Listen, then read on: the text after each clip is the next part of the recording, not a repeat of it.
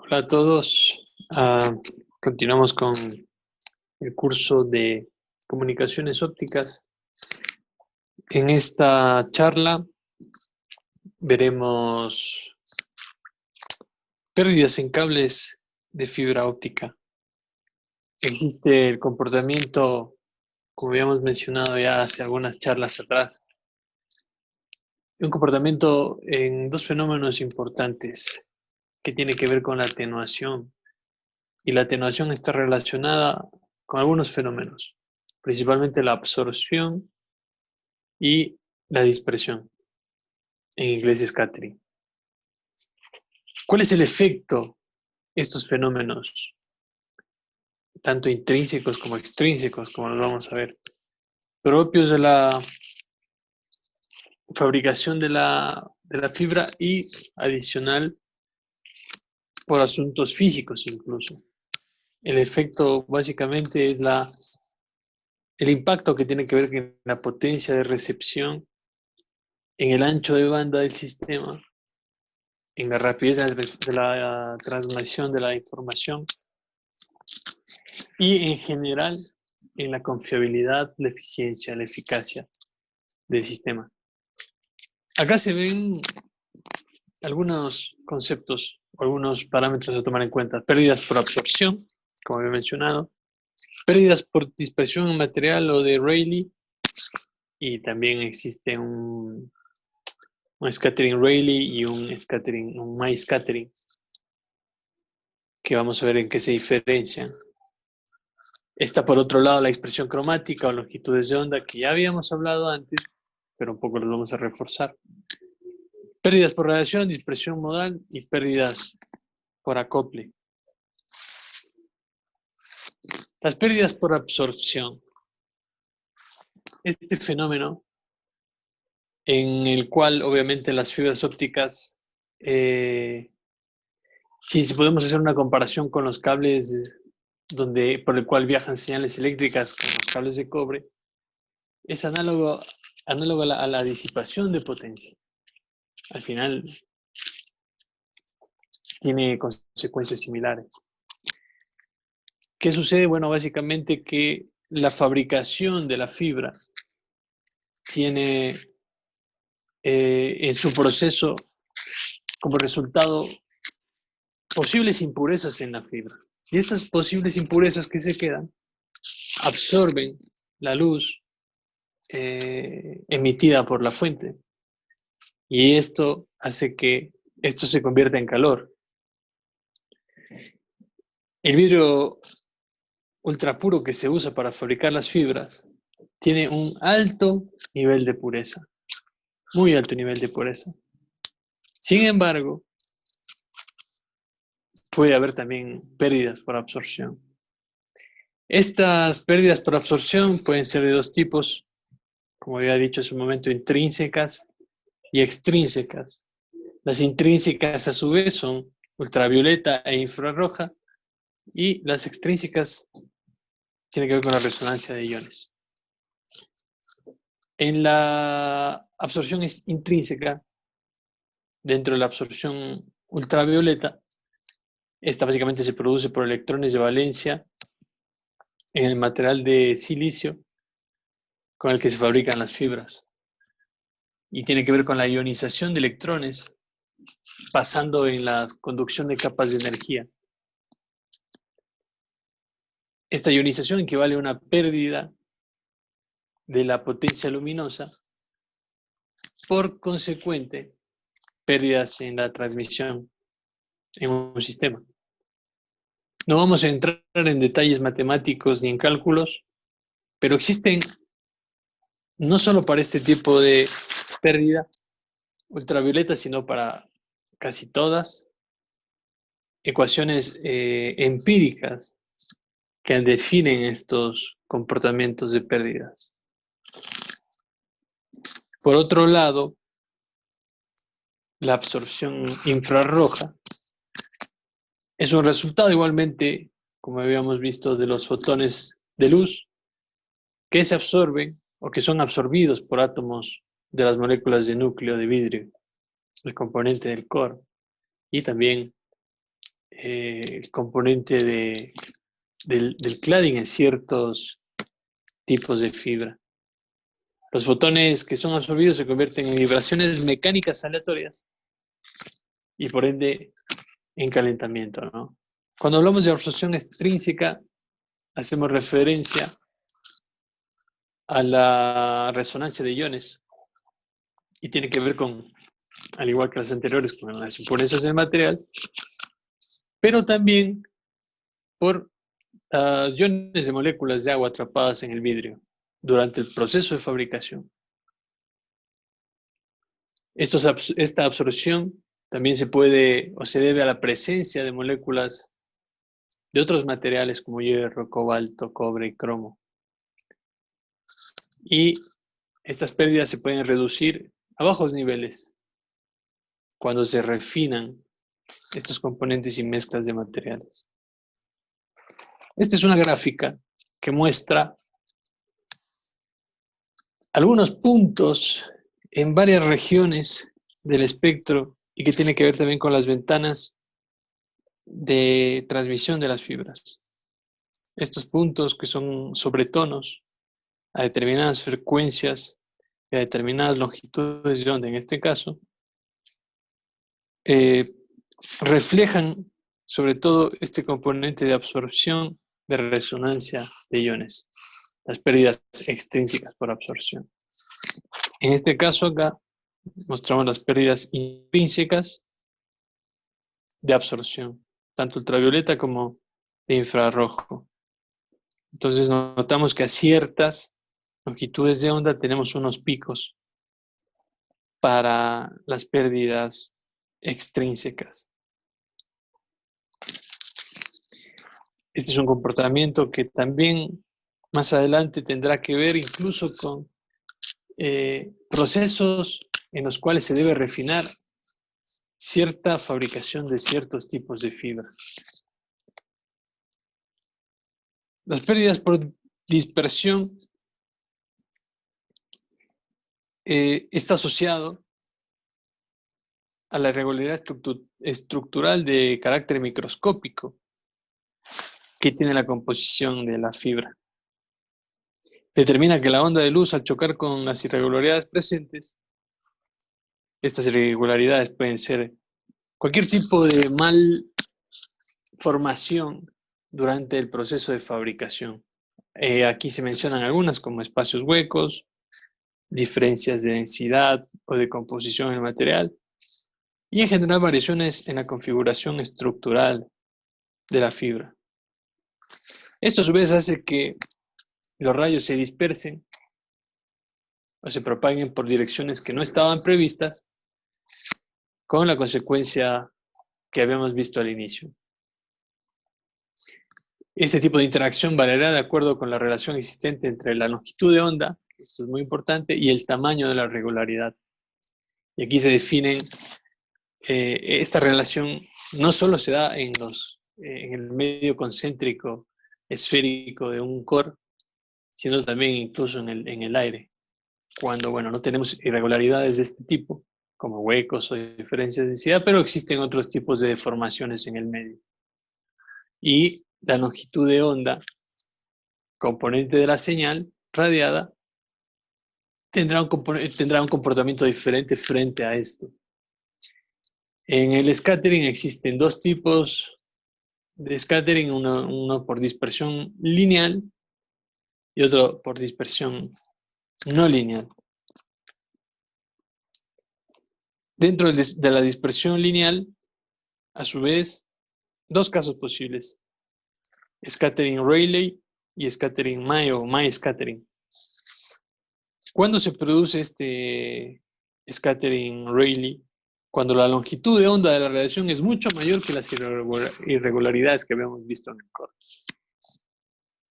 Acá tenemos una gráfica incluso que un poco nos determina el efecto refractivo que tiene la partícula cuando choca un haz de luz. Esa dispersión, el fenómeno de dispersión. Cuando las no homogeneidades son comparables en tamaño a la longitud de onda, hablamos de una dispersión de Mie o Mie scattering. Y acá tenemos también una gráfica que determina, en función de la dirección de la luz incidente, cómo no es una distribución regular de refracción, sino en una parte mucho más pronunciada. Esos dos tipos, de acuerdo a la dispersión lineal, son de los más comunes y los más revisados, porque de acuerdo también a las longitudes de onda, algunos fenómenos son más o están más presentes que otros. Eso también tenemos que tomar en cuenta. Cuando hablamos, en cambio, de dispersión no lineal, hablamos de cuando la magnitud del efecto resultante sí depende de la intensidad de la radiación. Y aquí, al igual que habíamos visto en la ecuación para el cálculo incluso de absorción intrínseca del tipo ultravioleta, existen también, como acá la ecuación de Urbach, existe también para las pérdidas por dispersión no lineal, tanto para la de Brillouin y Raman, ecuaciones empíricas que permiten su cálculo y que tienen que ver con ambas la dispersión de Brillouin, con el tipo de modulación de la luz para la energía térmica en el material. Y en el caso de la dispersión de Raman, la interacción no lineal produce un fonón.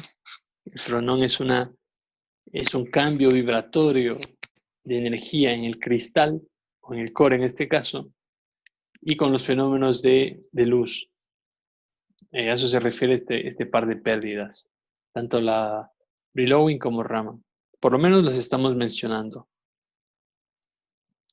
La dispersión cromática, que habíamos hablado anteriormente, cuando el índice de refracción de un material depende de la longitud de onda, los diodos emisores de luz, por ejemplo, un LED, emite luz que contiene una combinación de longitudes de onda, cada una de ellas en una señal de luz compuesta que viajan a distinta velocidad, lo que hace que al final no tengamos una señal, o tengamos una señal retrasada en el tiempo y con varios componentes.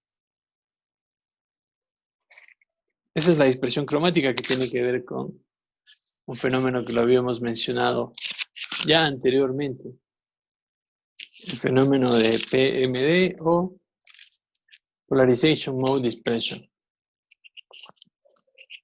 Más pérdidas en el cable, también debido a curvatura, y de aquí también la importancia que siempre yo he mencionado en las clases de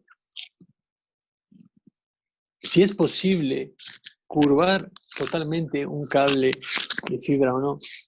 Y vemos que existe, de hecho, pérdidas por macrocurvaturas que tienen que ver con todos los componentes del cable, todos los hilos internos y todos los componentes, y las pérdidas por microcurvatura que tienen que ver con cada fibra o con cada hilo de fibra independientemente, y que aparecen al momento del cableado de la fibra, más sobre todo en la instalación. Y las macrocurvaturas son un poco más de fabricación. Tenemos dos gráficas que muestran la salida o la pérdida de luz incluso en esta por macrocurvatura, donde los modos de mayor orden se escapan del núcleo cuando tenemos sobre todo una fibra multimodo en la cual existen varios modos que están viajando por el cable. Y en las microcurvaturas, algo de luz se escapa del medio, al igual con el mismo fenómeno. Podemos encontrar un radio crítico que depende de un índice de refracción, una longitud de onda, y es inversamente también dependiente de la apertura numérica, que ya habíamos visto, como la capacidad de recibir luz por un medio. ¿Cuál es el radio mínimo de curvatura? Bueno, muchos fabricantes incluso y muchos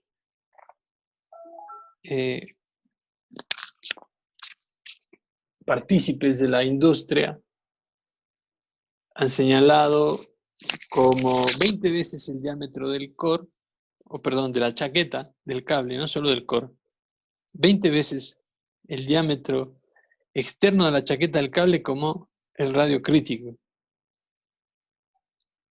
Al realizar la curva del cable, la luz que viaja por el núcleo choca en mayor medida con el cladding, el borde, ¿no? Por lo que se traduce en un aumento de pérdidas. Y el problema está presente acá y esta pequeña relación matemática define ese radio de curvatura. Pérdidas en acoplamiento ya tiene que ver más con la parte física incluso también, sobre todo en la parte de instalación, pero también puede o podría, aunque no es muy común, a nivel de fabricación. Conexiones tanto de fuente luminosa a fibra como de fibra a fibra, es decir, un empalme, y conexiones de fibra a receptor. Entonces, en ambos extremos de la comunicación y durante la comunicación en el canal. Las pérdidas en las uniones se deben con más frecuencia a uno de los siguientes problemas de alineación: desalineamiento lateral, entre hierro, angular y acabados de superficiales imperfectos. Esta pérdida suele ser despreciable si los ejes de las fibras se alinean a menos de 5% de diámetro de la fibra. Ahora, principalmente con los equipamientos para hacer empalmes y fusiones, bueno, han sido desarrollados con una tecnología tal que las pérdidas en realidad son muy bajas. Y cuando tenemos problemas en las fusiones, el equipo se encarga de hacernos conocer que existe este tipo de pérdidas de acople. Este es otro tipo de pérdida de acoplamiento, que es una separación entre extremos, al igual cuando suceden empalmes de fibra dentro de la instalación de los mismos, y incluso también en la parte de conectorización del cable. Desplazamiento angular, que también lo había mencionado. Si el desplazamiento angular es menor que 2%, la pérdida será menor a 0.5 dB. En todas estas se evidencia una pérdida de la señal, un escape de luz. En todas las anteriores igual. En esta, que es la de separación entre extremos, también existe una señal perdida por desacoples.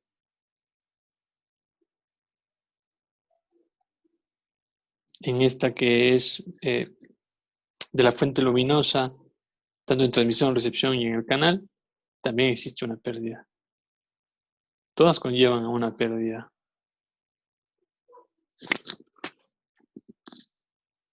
Esta es nuestra última pérdida que vamos a tomar en cuenta en este curso sin entrar a un mayor detalle de ellas.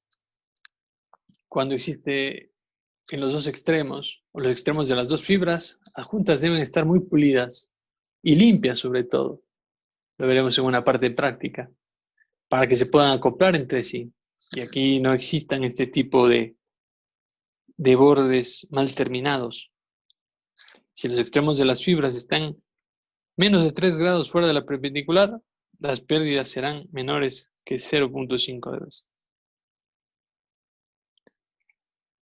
Bien, ahora para el tema de fabricación y diseño de fibras, existen varios métodos, como los que veremos y citamos acá, que son el Modified Chemical Vapor Deposition, que es el MCVD, el Outside Vapor Deposition y el Vapor Axial Deposition.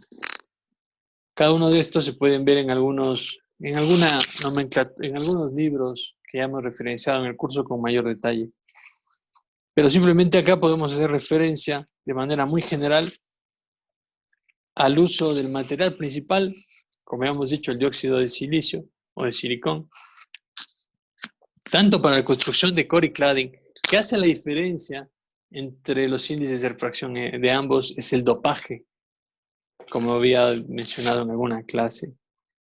Los materiales dopantes con los que trabajan los materiales hacen bien incrementar o decrementar, como bien dice acá, los índices de refracción.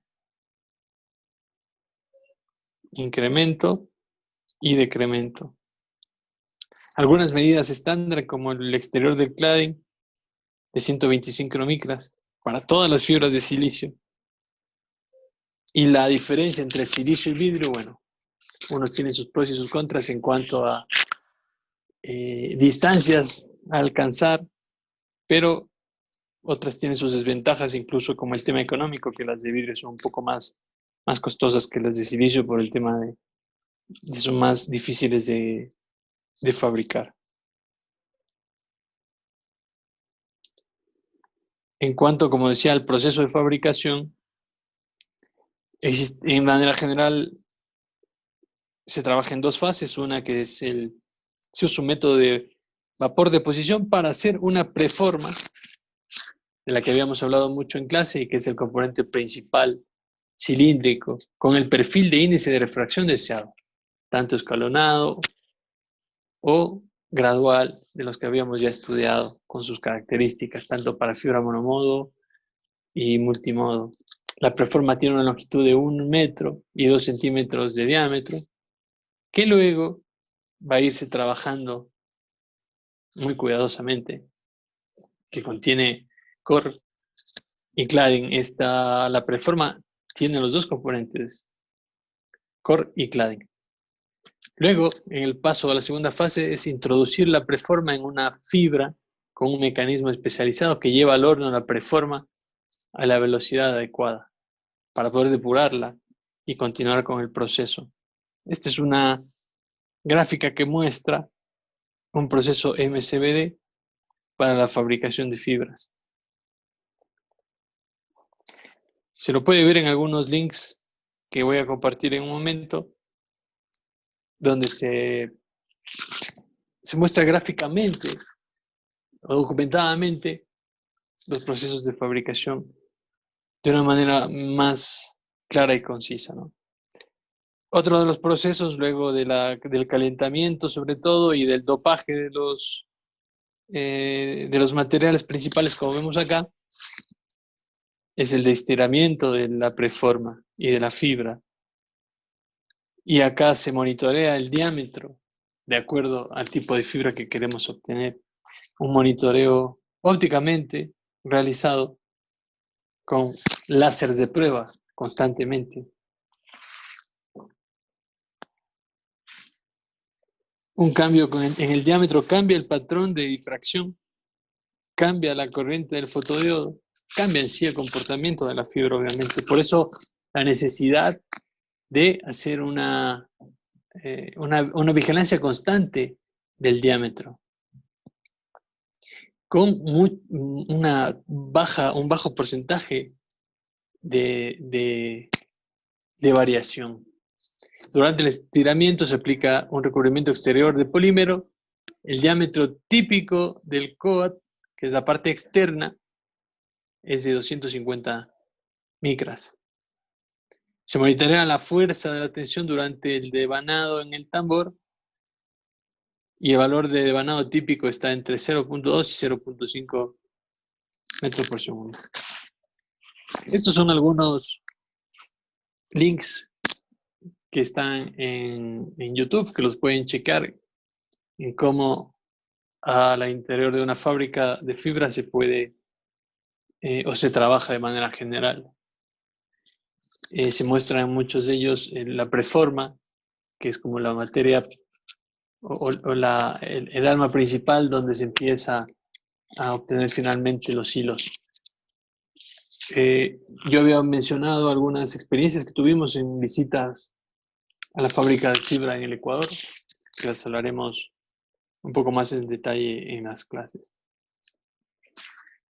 Y las fibras ópticas de plástico, bueno, estas son algunas de las características. Y la aparición, no hace mucho tiempo, en los 90, y acá yo mencionaba una de las características importantes frente a las de vidrio es en la parte económica, pero tiene limitaciones en transmisiones en los rangos de distancia, que son más cortas. El material utilizado que vemos ahí es un polimetil, metraquilato, policarbonato, entre otros. Y al igual que las fibras de silicio siguen los dos mismos pasos para su fabricación, con una preforma, con índices de refracción obtenidos con dopajes y luego convertidos en fibras, en fibra óptica. Se usan menores temperaturas durante el proceso de fabricación que las de vidrio. El cableado de las fibras es importante para su protección del deterioro durante su transporte e instalación. El diseño del cable depende del tipo de aplicación. El recubrimiento, como ya había mencionado en muchas clases, depende sobre todo de las aplicaciones y del medio en donde se va a instalar. La luz tube es una de las más comunes fibras. Disminuye las pérdidas por microcurvatura, que mencionamos hace un momento, a nivel de cada hilo, producto de la instalación, ya que se ajusta internamente dentro del mismo tubo y tiene muchos componentes como gel, bueno, que aíslan humedad, pero también hacen las tareas de poder disminuir estas pérdidas.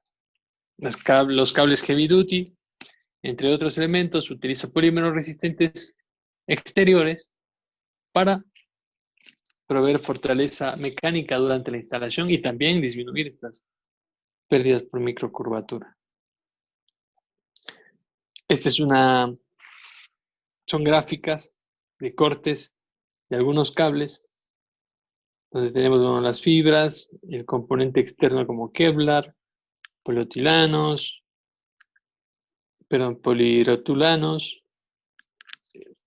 núcleos de acero,